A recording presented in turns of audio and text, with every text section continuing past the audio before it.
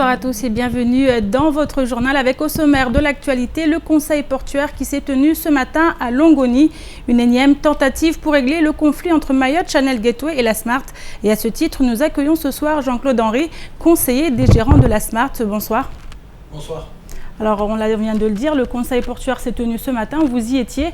Les discussions ont été longues. Une dizaine de points ont été abordés. Qu'en est-il ressorti au final? On en parle avec vous dans quelques instants. Avec nous également sur le plateau Pierre Bellucci. Bonsoir Pierre. Bonsoir Amina, bonsoir à tous. Alors on le disait dans nos dernières éditions, les problèmes qui sont produits sur l'axe Passamenti-Vaïbé, des bus bloqués, caillassés. Des mesures ont été prises aujourd'hui et a priori elles semblent avoir été concluantes. Vous en direz davantage dans quelques instants. Mais d'abord voici les titres de ce jeudi 11 février. Le conseil portuaire a bel et bien eu lieu ce matin. Les attentes étaient immenses au regard de la complexité du conflit, mais les avancées semblent bien maigres. Car si la Smart a obtenu l'agrément pour officier au port, de nombreux points restent à clarifier. Toutes les explications dans votre journal. Face au caillassage quotidien des bus scolaires empruntant l'axe Passamenti-Vaïbé, les autorités ont pris des mesures sans précédent. En effet, les élèves sont temporairement escortés par les policiers municipaux et nationaux afin de dissuader les délinquants de s'en prendre au transport scolaire. Ce matin se tenait une rencontre au CUFR de Dembéni entre les étudiants et les professionnels de différents secteurs d'activité. Objectif, prendre la mesure du chemin à parcourir avant de pouvoir prétendre au métier désiré. Reportage à la fin de cette édition. Le conseil portuaire qui s'est tenu ce matin avait une nouvelle fois pris des allures de réunion de la dernière chance. En effet, hier, le président du conseil départemental envisageait de casser l'attribution de la DSP si les choses n'évoluaient pas dans le bon sens. Ce matin, tous les acteurs du port de Longoni étaient bel et bien présents avec la volonté de trouver un terrain d'entente pour que chacun puisse enfin travailler dans le calme et la sérénité. Et si beaucoup de points restent à régler, la Smart détient désormais l'agrément pour officier au port. Les explications dans ce sujet signé Abbas Alidi, Pierre Bellucci et Leslie Vimné. Il y a toujours des choses qui doivent être réglées, mais le texte a été adopté à l'unanimité. Il y a l'annexe 5 où on a insisté qu'il fallait qu'on puisse la finir rapidement et qu'on s'est dit qu'avant la fin du mois de février, ça serait bien qu'on puisse régler. C'est ce qui traite directement le personnel. Troisième chose à laquelle vous teniez beaucoup, c'était de pouvoir obtenir le diplôme qui vous permet de faire la manutention sur les grues à quai. Là aussi, on va accélérer le processus pour que vous puissiez le faire. Maintenant, il appartient à tous ceux qui sont là-haut de pouvoir s'entendre sur qui s'occupe de quel bateau, etc., etc. Mais là, c'est plus dans mon rôle. Le préfet Seymour Morsi a tenu à rapidement informer les salariés de la Smart des premières avancées obtenues lors du conseil portuaire. Parmi elles, les accords du 23 décembre dernier semblent désormais entérinés, tandis que l'agrément permettant à la société Smart de travailler au port de Longoni a été validé à l'unanimité. On attend justement la validation par rapport au conflit, mais moi je dirais qu'à partir d'aujourd'hui, le conflit est apaisé. Parce que tout ce que les gens attendaient, c'était la validation de l'agrément de la société Smart, donc c'est ce qui a été acquis. Donc à partir de cela, je pense que tout le monde est amené à vivre tranquillement au sein du port. Si cette avancée apparaît comme considérable au regard de la complexité du conflit, il n'en reste pas moins que le partage du marché de la manutention pose encore et toujours problème. Même si pour la première présidente du conseil départemental, les choses évoluent dans le bon sens. Madame Nel, en tant que concessionnaire, a la possibilité de faire la manutention à défaut d'autres prestataires. Ce qu'il a fait aujourd'hui, on ne peut contester cet aspect, ce qui a été aussi conforté par le tribunal administratif, mais n'empêche, j'estime qu'aujourd'hui, du moment que nous avons un manutentionnaire validé au port, les choses vont évoluer autrement et que chacun aura sa place au port et que les choses vont aller dans le bon sens. La Smart est désormais agrémentée pour officier au port, tandis que les membres du conseil portuaire ont donné un avis défavorable quant à un second agrément pour la société Manuport. Une décision que conteste Idanel, la présidente de MCG. Je conteste ça parce que les règlements de du conseil portuaire n'était pas respecté. Normalement, il faut que 50% des membres donnent l'aval pour faire un vote secret. Ce n'était pas le cas. Pour le cas de Smart, il n'y avait pas d'opposition. Pour le cas de Manipur, la procédure n'était pas suivie. Je conteste ça formellement. Il y a 8-7 avec 2 abstentions. Ça veut dire, en fait, je vais représenter les dossiers et voilà, on va voir qu'est-ce qui s'est fait. Mais cette fois-ci, on verrait que la procédure est suivie parce que la procédure n'était pas suivie. Mais de toute façon, ça ne change rien parce que c'est MCG qui décharge. C'est MCG et Manipur qui a le contrat avec CMA-CGM. En effet, Idanel campe sur ses positions concernant la mise à disposition du personnel de la Smart pour le déchargement des clients MCG. Une donnée qui, selon elle, a toujours été refusée par la direction du manutentionnaire historique. Et les gens ne comprennent pas. Il faut aller regarder dans le code des transports. Qu'est-ce que c'est une convention terminale? Le décret de 2000 a bien expliqué. Et en fait, même si ça s'appelle DSP convention, on en fait une convention terminale. Et c'est ce que le tribunal a confirmé, qu'on fait tous de A à Z. Voilà, ça veut dire la Smart, chaque fois, ce qui arrive, ils sont cherchés ça tout seuls. Ils ne sont jamais arrivés avec une contre-proposition. On a fait au moins presque 30 propositions de contrat. On a fait 12 protocoles d'accord. Il y avait juste un refus total. Ça veut dire aujourd'hui, le salarié, il faut le prendre à leur dirigeant. C'est leur dirigeant qui les met dans des situations où ils sont. Ce conseil portuaire a somme toute vraisemblance accouché d'une souris, tant des dizaines de points restent encore à régler dans les prochaines semaines, notamment sur les tarifs MCG qui ont augmenté de manière considérable. Même s'il faut sans aucun doute voir le côté positif des choses, puisque le dialogue rompu depuis plus d'un mois semble avoir enfin repris. Et faisant partie de ceux qui suivent de très près le conflit au port, Ousseni Balachi était une nouvelle fois au rendez-vous ce matin. Grand défenseur des salariés de la Smart, il attendait beaucoup de ce conseil portuaire. S'il accueille avec beaucoup de soulagement l'agrément décerné à la Smart, il s'inquiète néanmoins de la répartition du marché de la manutention. Écoutons ses propos au micro d'Abbas Alidi. Nous savons que 70% de l'activité exercée par la Smart était issue de leur contrat avec CMA-CGM. Et à partir du moment que CMA-CGM a coupé ses relations avec la Smart, il faudrait voir suite à l'accord qui a été signé aujourd'hui qui permet à la Smart de pouvoir exercer ses activités. Et ce sera quoi la réaction de CMA-CGM? Parce que sans avoir une reprise d'activité avec CMA-CGM, moi je ne sais pas c'est quoi ce que vont faire les agents de la Smart qui sont ici. Alors Jean-Claude Henry est avec nous, donc vous êtes le conseiller des gérants de la Smart. On a vu ce conseil portuaire avec tous ces points abordés, un élément qui ressort, l'agrément attribué à la Smart. Est-ce qu'aujourd'hui ça va changer quelque chose pour vous par rapport à ce conflit? Est-ce que vous êtes prêt maintenant à faire un pas vers MCG? Je crois que le problème, ce n'est pas le fait de faire un pas vers MCG ou MCG fasse un pas vers nous. Le problème n'est pas là. Le problème au port de Longoni, c'est qu'on oublie que dans tous les ports du monde, surtout dans un petit contexte du tonnage qu'on fait à Mayotte, parce que moi je crois que si on ne part pas d'un point de départ, qui est de savoir quel travail doit être fait à Longoni, quel tonnage, combien de temps est nécessaire de travailler sur le port, combien on travaille sur le port, moi j'aimerais aujourd'hui que les gens comprennent une chose déjà, c'est qu'il y a un partage des tâches qu'on a mis en place depuis la chambre professionnelle, et à l'époque on aurait pu, d'une manière égoïste, dire on s'occupe de tout comme ça se passe ailleurs.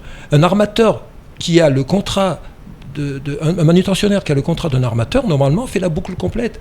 C'est que suit le conteneur qui est sous sa responsabilité jusqu'à la recharge de ce conteneur. C'est comme ça que ça se passe. Mais à l'époque, avec le premier président de la chambre professionnelle, j'ai toujours dit il est hors de question qu'on soit seul à faire. Parce que quand on est seul, on fait mal. Et puis que quelque part, sachant notre mental, nous, Maoré, à savoir que quand on a un souci dans un groupe, tout le monde sera solitaire de toi, même si tu es malhonnête, même si tu as cassé, même si c'est à partir de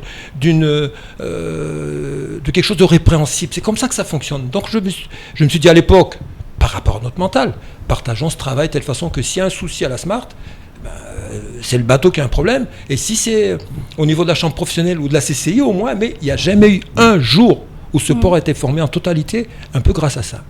Et puis, autre chose, on avait dit que de toute façon, il est hors de question de faire tout pour ne pas tomber dans le travers de ce qu'on entend tout le temps, monopole. On nous dit monopole, mais on est 6 mois au port. Et pendant 6 mois, on est à la maison. Mais en réalité, sur les 6 mois, il ne faut quand même pas oublier qu'on a 12 heures de nuit. Et qu'en réalité, le travail aujourd'hui, du tonnage qu'on fait aujourd'hui, c'est 3 mois de temps réel de travail. Avec aujourd'hui, et je trouve que c'est très bien pour la CGM, s'ils sont premiers, s'ils ont 110%, c'est parce que commercialement, c'est ceux qui ont fourni le meilleur service, peut-être le service le moins cher, je ne sais pas, je ne rentre pas dans les détails de la concurrence amateur, mais en tout cas, moi je suis bien content qu'ils viennent ici avec 70%. C'est que quelque part, s'ils viennent, c'est qu'ils n'étaient pas si mécontents du travail qui se faisait. S'ils étaient mécontents, on aurait eu un courrier depuis longtemps nous disant... La Smart, écoutez, à Mayotte, trouvez quelqu'un d'autre. Mais on a toujours répondu de telle façon qu'aujourd'hui, je peux vous affirmer que les cadences qu'on opère aujourd'hui, c'est les cadences permises par le bateau. Si le bateau peut faire 500 conteneurs, on fera 500. Le ciment, si on cite le ciment, on faisait 300 tonnes par jour il y a une dizaine d'années. Aujourd'hui, les 300 tonnes, on les fait en 1 heure. On va faire 3000 tonnes, 10 000 tonnes en 2 jours. Donc il y a des performances qui sont du fait que tous les maillons de la chaîne au port, à commencer par le bateau, le colisage, les camions et les matériels qui y a à terre, travaillent bien. Donc pour moi, quand vous dites aller vers MCG et eux vers nous, moi je ne comprends pas ça parce qu'en fait, dans ma petite tête, quand il s'est agi... Il y avait un conflit, donc à un moment donné, vous avez dit... Non, mais le conflit vient de quoi ? C'est du fait que chacun ne reste pas à sa place. À un moment où dans n'importe quel contexte, que ce soit un match de foot ou je ne sais quoi, à un moment on est jugé parti. On ne peut pas s'imaginer, sauf à être très très très très fort et avec un état d'esprit exceptionnel, d'être impartial. Comment voulez-vous aujourd'hui, quand le gestionnaire du port, que j'imaginais être au-dessus des parties, arrivant quand on parle d'AOT, moi j'aurais compris en arrivant, qu'on rassemble tous les usagers du port, qu'on leur demande quels sont les moyens dont ils ont besoin, en terrain, en bureau, etc. Telle façon à ce qu'on dise, bon voilà, vous avez besoin de 2 hectares, 3 hectares, 4 hectares, 1 hectare, vous avez besoin de rien, et qu'on organise l'AOT par rapport aux besoins. Mais là, en fait, il s'est agi à un moment donné, à un moment où on s'imprègne de la volonté, on est libre, hein, mais je veux dire que, pour moi, je me suis toujours dit, ou on est concessionnaire ou manutentionnaire. À un moment, on est les deux. Forcément, on se dit la machine est à moi avec des prétextes qui sont liés aux services fiscaux que je considère que n'étant pas complètement exact. La preuve, le préfet tout à l'heure dans son interview nous disait bien que c'est former nos gens, former tous les conducteurs et à un moment où on a la fiabilité et la capacité de conduire les grues, à La Réunion, les grues sont mises à disposition des aconniers. Et là, on parle justement d'une mise à disposition de vos salariés à MCG. Du côté de MCG, justement. C'est ce qu'ils proposent, mais je veux dire que la manutention, jusqu'à maintenant qu'on aille... Qu'est-ce que vous répondez à cela ? Moi, je dis que le manutentionnaire reste responsable de ce qu'il fait vis-à-vis de son armateur. Aujourd'hui, là où le bas blesse, c'est à un moment où l'armateur confie les opérations de déchargement au concessionnaire. Comment voulez-vous que le concessionnaire puisse avoir une approche par rapport à nous à un moment où il est à la fois concessionnaire et à la fois usager? Donc à un moment donné, imaginez qu'on ait 2 bateaux qui arrivent et qu'on soit nous, manutentionnaires d'un premier et qu'elle, manutentionnaire du deuxième, vous imaginez 2 secondes qu'il va y avoir une approche impartiale de qui va accoster, de qui... Donc mon problème, c'est le fait qu'on puisse aujourd'hui arriver à un système qui fonctionnait et qui fasse que les armateurs se tournent vers le manutentionnaire ou les manutentionnaires, mais qu'on ne soit pas à la fois jugé parti. Alors on parle également d'une tarification au niveau de ces grues. En fait, on parle du marché CMA-CGM que vous n'avez plus, mais pour le reste, comment ça va se passer? Pour le reste, c'est-à-dire? C'est-à-dire on parle d'une mise à disposition des grues à la Smart avec des tarifications qui ont augmenté. Alors, les tarifications qui ont augmenté, de toute façon, pour les grues, c'est nouveau. Mais je veux dire que nous, ce qui nous a surpris, et je ne suis pas le seul à le dire, et d'autres se sont exprimés, et je n'avais pas à répéter la même chose qu'eux, mais en tout cas, il y a une évidence, c'est qu'il y a des tarifs qui ont été proposés initialement qui pouvaient paraître alléchants et qui, à la limite, ont influé dans le choix qui a été fait pour choisir un tel au lieu d'un tel pour le choix de la DSP, et puis qu'au final, une fois qu'on obtient le marché, quelque part, une augmentation qui est fantastique. Moi, je dis à la limite, si on arrive à expliquer le pourquoi dans une approche très cartésienne et très, très raisonnée de ce coup-là, pourquoi pas? Mais aujourd'hui, on n'a aucune preuve, aucune explication plutôt, qui explique qu'on puisse passer de, je dis n'importe quoi, 400 € l'heure à 1200, 1300 ou 1500 de l'heure. Alors aujourd'hui, clairement, quelle est votre position? Vous êtes soulagé par ce conseil portuaire qui s'est tenu ce matin? Non, pour ce qui nous concerne. Parce que, je te dis franchement, comment on vit ça? C'est le fait d'avoir l'impression que pendant toutes ces années, dans les conditions difficiles où on travaillait, et je ne reviens pas à l'époque où on travaillait sur AD, où c'était difficile. Là, il n'y avait personne pour venir dire, écoutez, laissez-nous faire, on fera mieux. Mais moi, aujourd'hui, je pars du principe que vis-à-vis des générations futures, mais c'est inimaginable pour moi qu'on vienne nous dire aujourd'hui, laissez-nous faire, on fera mieux, et que la plupart du temps, on entende les dirigeants la critique vis-à-vis des dirigeants de l'entreprise. C'est qu'en fait, l'encadrement, on ne peut pas s'imaginer aujourd'hui, en 2016, que l'encadrement ne puisse pas être avec des autochtones, et qu'on en revienne encore, je dirais même 60 ans en arrière, où on partait du principe que non, mais laissez-nous faire, vous ne saurez jamais, même si vous avez des gamins qui sont férus d'informatique, férus... En parenthèse, je peux vous dire que tout le déchargement qu'on fait depuis 2011, les armateurs ont une approche en temps réel du moment où le compteur débarque, quand il sort, quand il revient, quand on l'a embarqué. Ça n'a pas empêché que la concessionnaire qui arrive se dise... Écoutez, non, c'est pas possible. C'est impossible que vous ayez la fiabilité dans ce domaine-là, qui est le même outil qu'à La Réunion. Exactement. 60 secondes de mise à jour pour avoir la réalité de ce qu'on fait. Et qu'on n'a pas empêché de se dire non, moi il faut que j'amène un nouveau... Qu'on nous prouve, je dis toujours, on apprend tous les jours. Si je découvre demain que c'est un outil que le nôtre est absolument obsolète, je peux comprendre que les armateurs disent non, Madame Nel, dirigeant, c'est une bonne initiative d'avoir amené ça. Alors qu'on a l'outil qui est équivalent à l'outil utilisé à La Réunion, et La Réunion fait 10 fois plus que nous. Merci beaucoup Jean-Claude Henry pour ces précisions. Et je rappelle que vous êtes le conseiller des gérants de la Smart. On va suivre quand même cette affaire. Je peux rajouter juste un mot. Je vous en prie. Moi, je dis simplement, aujourd'hui, Mayotte est, dans beaucoup de domaines, c'est de l'anxiété. On parle de c'est caillassage, etc. L'île est en train de bouillir. Si en plus on vient aujourd'hui dire que la seule entité d'un certain volume qui exerce depuis 30 ans et qui est d'ici, et qu'on lui dise arrêtez, laissez faire, moi je dis les gamins derrière, je comprendrai pourquoi. Demain ils viennent aussi pour dire mais Longoni c'est quoi cette affaire? On vient caillasser Longoni aussi parce qu'on est absent. Et qu'on vient nous dire toujours que nous, Mahorais, on ne sera jamais capable. Pour nos enfants, je préfère ne pas du tout voir l'avenir comme ça. Merci beaucoup Jean-Claude Henry. On suivra cette affaire de très près, bien sûr, sur nos antennes. Et ce matin, le président du conseil départemental Sabadine Ibrahim Ramadani recevait de son côté plusieurs représentants syndicaux et patronaux concernant l'octroi de mer. On le sait, l'augmentation de cet impôt risque d'avoir des conséquences désastreuses sur l'économie locale. À ce titre, les pharmaciens ou encore l'intersyndicale du patronat ont pu rencontrer à tour de rôle le président du conseil départemental. Ces derniers réclament en effet une annulation immédiate de la délibération du 10 décembre dernier. Un reportage Akila Youssouf et Leslie Vimné. L'intersyndicale patronale composée du MEDEF Mayotte, l'ACAPEB et la CGPME avaient décidé de se joindre à la FBTP pour manifester devant l'hôtel du département aujourd'hui et exiger le retrait de la délibération simplifiant des taux d'octroi de mer.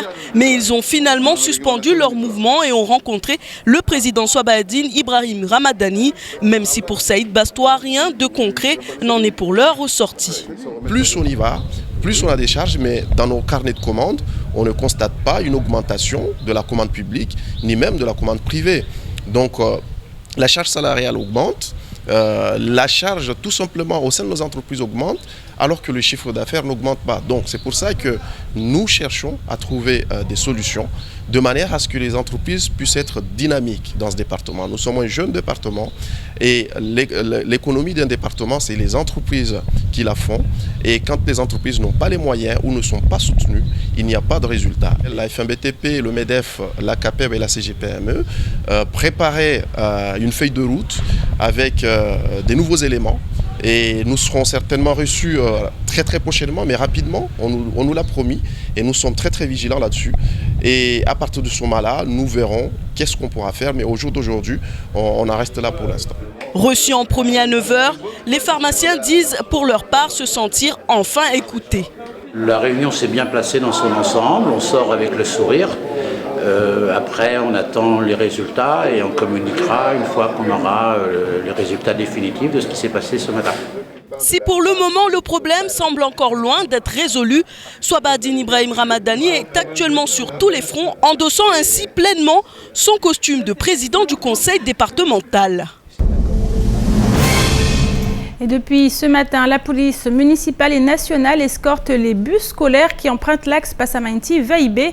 Une opération temporaire mise en place après 3 réunions d'état-major sécurité qui se sont tenues entre les parents d'élèves et les différentes autorités du département. Ainsi, depuis mardi, 6 parents d'élèves de Passamainti et Vaïbé sont présents lors des ramassages scolaires pour éviter toute bagarre ou autre caillassage. Reportage Akila Issouf et Leslie Vimné. Cette route a été baptisée la route de la mort. En effet, entre Vaïbé et Passamainti, des bus se font régulièrement caillasser. Les autorités ont donc mis en place des mesures temporaires pour lutter contre ce fléau.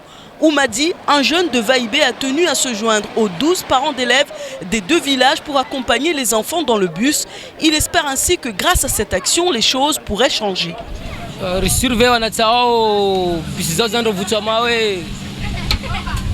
Et après, non, mais c'est que ma zangu zikapte tout babo. Si des soins mato zangu tout. Vu que je suis un délinquant parce que moi je suis délinquant, je suis toujours avocat. Et après, les petits me respectent un peu et après, je crois que ça va changer. Ça me fait des angoisses. Ça t'angoisse? Quand tu vas à l'école, tu penses à quoi? Je pense à faire mes études, mais j'aimerais pas que tout ça arrive tous les jours. De nombreux élèves partent au collège avec la peur au ventre.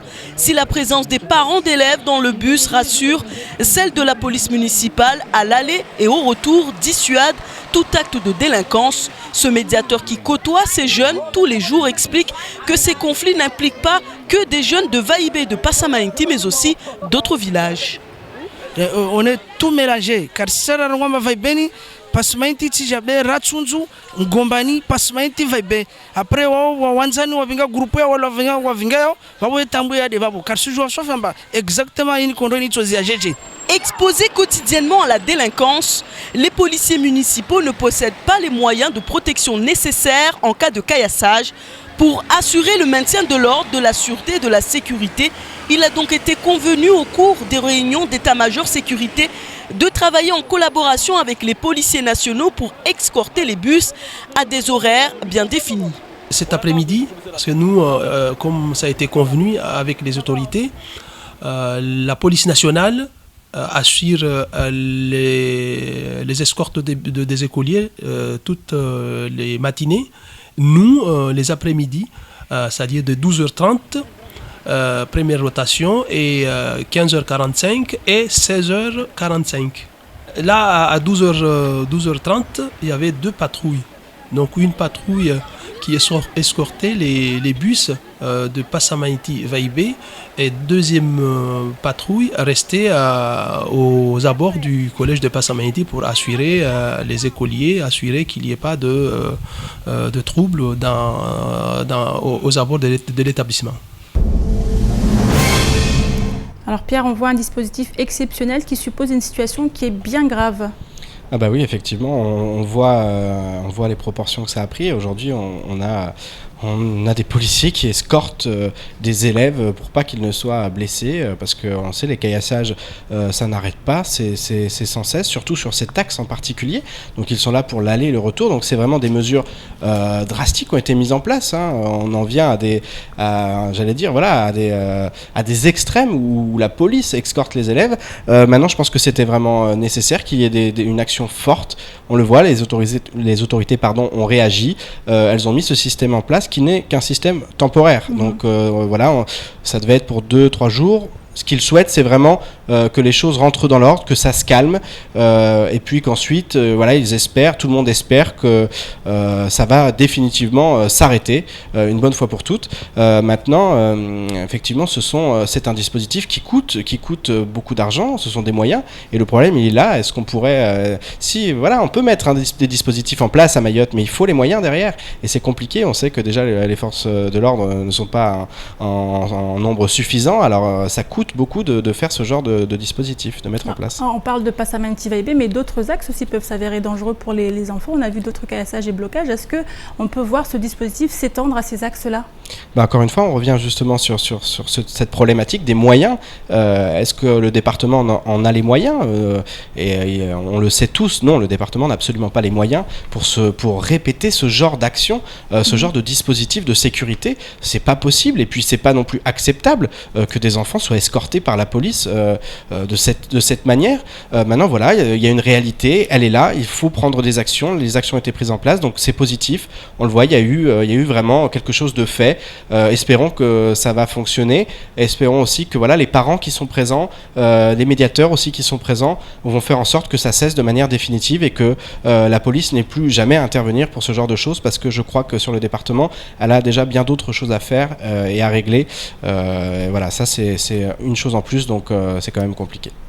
Merci beaucoup Pierre pour votre intervention. Et autres sujets qui font l'actualité de ce jeudi 11 février, la fermeture de l'école maternelle de Niambadao, encore les bouchons qui s'intensifient. Les précisions tout de suite dans l'actualité en bref. L'école maternelle de Niambadao est dans un tel état de délabrement qu'elle en devenait dangereuse pour les enfants. De longues fissures serpentent le long des murs qui menacent de s'écrouler et les sols sont également très endommagés. L'établissement est donc fermé définitivement depuis ce mardi en attendant que des travaux d'envergure soient réalisés. Les enfants sont donc dispatchés dans différents établissements alors même que cette école appliquait les rythmes scolaires faisant office de poisson pilote du dispositif. A noter également qu'une canalisation s'est rompue à Niambadao, provoquant un glissement de terrain sur la chaussée. L'une des voies étant réduite et très glissante, la prudence est de rigueur dans un village qui n'est pas épargné par les intempéries. Deux nouveaux drames se sont produits hier en plein après-midi et en plein cœur du chef-lieu. Une jeune femme qui se trouvait à la pointe Mahabou a en effet été surprise par deux hommes qui ont profité de la végétation pour l'emmener dans un endroit à l'abri des regards et la violer. Alertées, les forces de l'ordre sont très rapidement intervenues sur place, permettant ainsi l'arrestation d'un premier individu. Le second a été activement recherché, mais il était resté caché sur place et lui aussi a pu être arrêté. Les deux agresseurs présumés ont été emmenés au commissariat où ils ont été placés en garde à vue afin d'être auditionnés. Quelques minutes plus tard, une jeune fille a été sauvagement agressée pour une tentative de viol à Mtsapéré, rue Café. Dans sa lutte, son agresseur lui a brisé le bras avant que les voisins soient alertés par les cris de la jeune femme. Ils lui ont alors porté secours et l'homme a été attrapé et passé à tabac par les jeunes du quartier qui l'ont ensuite laissé pour mort. Les pompiers l'ont retrouvé gisant sur le sol et l'ont évacué. Les bouchons ne cessent de s'intensifier à Mayotte, notamment en direction du chef-lieu qui héberge la majeure partie des activités économiques du département. Un auditeur en témoigne ce matin sur nos ondes. Je pars à 5h30 de Combani pour arriver en retard au travail à Mamoudzou alors que je commence à 8h. Il ajoute « Je parie que dans 5 ans maximum, personne ne pourra plus arriver à l'heure au travail pour ceux qui se rendent à Mamoudzou. Si nos élus ne se réveillent pas pour faire de vrais projets de construction de routes et de grands axes à Mayotte. » En effet, la situation se dégrade et rien ne semble fait pour que les choses évoluent. Covoiturage, vélib, transport urbain, limitation du nombre de véhicules par foyer, tramway le long du littoral, etc. Les idées ne manquent pas lorsque l'on interroge les riverains. Si beaucoup de ces projets semblent compliqués étant donné les spécificités du territoire, il semble néanmoins urgent de trouver des solutions face à un engorgement du chef-lieu qui pénalise toute la population dans son ensemble. Et enfin, une journée rencontre avec les professionnels a été organisée pour la première fois par le CUFR. Objectif, permettre aux étudiants en fin de cycle d'obtenir des réponses sur les questions qu'ils se posent sur leur future carrière. Des étudiants qui sont à un moment charnière de leurs études et qui vont pour beaucoup finir leur licence dans quelques mois. Un événement qui tombe donc à point nommé pour ceux qui réfléchissent et s'interrogent encore sur leur avenir. Reportage Adèle Laurent. Une trentaine de professionnels de différents secteurs d'activité ont répondu présents. Les étudiants ont ainsi pu rencontrer, entre autres, des scientifiques, des professionnels du secteur juridique ou encore du social. Pour le CUFR, ces échanges sont primordiaux pour préparer les jeunes à rentrer dans la vie active. Ça leur apporte quand même quelque chose de beaucoup plus concret. Nous, on leur enseigne des disciplines, on les prépare au maximum à la vie active. Mais là, ils peuvent poser des questions sur le quotidien des professionnels, ils peuvent poser des questions sur les concours également. Donc c'est vraiment une approche qui est complémentaire à la nôtre. Les étudiants qui avaient leur journée de libre se sont mobilisés et plus encore étaient intéressés. À l'avenir, j'aimerais devenir gendarme. Du coup, je me suis approchée auprès d'eux pour me renseigner sur ce métier. De cette journée d'échange, j'en retiens que c'est une journée très enrichissante, très formateur vis-à-vis des étudiants. C'est toujours instructif de connaître les débouchés en fait, de savoir qu'il y a des gens qui ont fait des parcours hors du commun par rapport au métier qu'ils font maintenant. Moi, ce que j'ai retenu, c'est que c'est pas parce qu'on fait des études dans tel domaine qu'on va forcément travailler dans ce domaine-là. Des étudiants parfois surpris par certains cursus, mais aussi des professionnels investis. J'ai pu rencontrer déjà quelques jeunes et je me rends compte que même s'ils sont déjà en licence 3, ils n'ont pas de vision très concrète en fait des métiers. Et c'est vrai que c'est important de leur en parler, de les motiver et de leur parler en fait des différentes facettes que l'on peut rencontrer quand on est chef d'entreprise ou employé. Cet événement a pu apporter autant aux étudiants qu'aux professionnels qui n'ont pas hésité à jouer le jeu et qui s'y sont parfois amusés.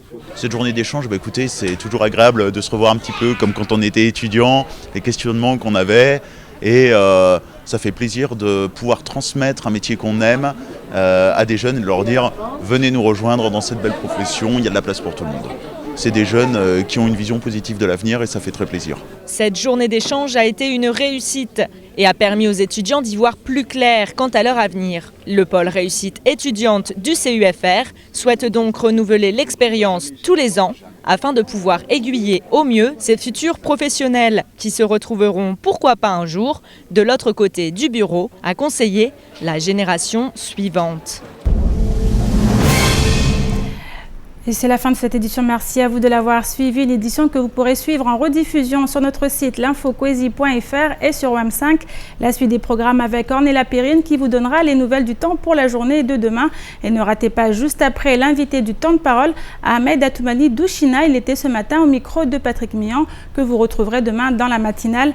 À 7h, il sera en compagnie de Saïd Mohamadi, président de l'association des étudiants qui parlera de son inquiétude sur la grève des bus. À 7h30, il sera en compagnie de Bourhan Alaoui, président du conseil portuaire, qui fera le point sur la situation au port de Longoni. Et enfin, à 8h, il recevra Alexandré de Dessous Dessous pour la Saint-Valentin. Je vous dis bonne soirée et à demain.